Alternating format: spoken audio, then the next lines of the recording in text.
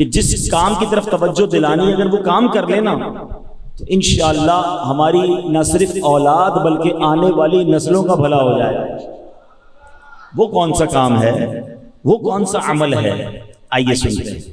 حضرت یحییٰ بن اسماعیل رحمۃ اللہ تعالی علیہ فرماتے میری ایک بڑی بہن تھی, وہ بیمار ہوئی تو ان کا ذہنی توازن جو ہے وہ ڈسٹرب ہو گیا.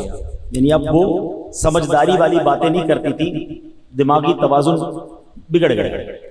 10 سال میری بہن جو ہے وہ ایک کمرے میں رہی اور بیمار بھی رہی, ہمیں پہچانتی بھی نہیں تھی, دماغی توازن ٹھیک نہیں تھا.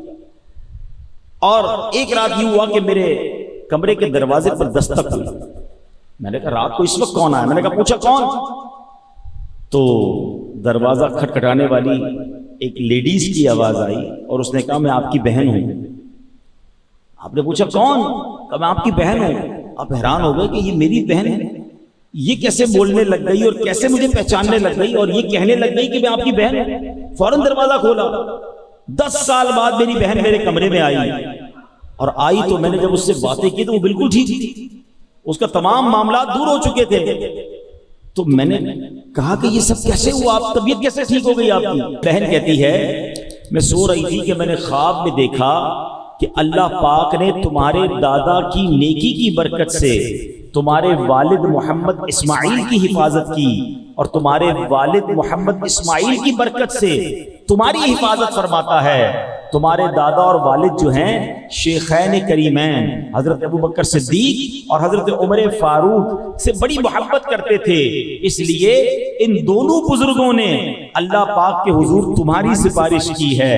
اب اگر تم چاہو تو دعا کرو, اللہ عز و جل تمہیں شفا عطا فرمائے گا, اور اگر چاہو تو تمہارے لیے صبر کرو تو جنت ہے.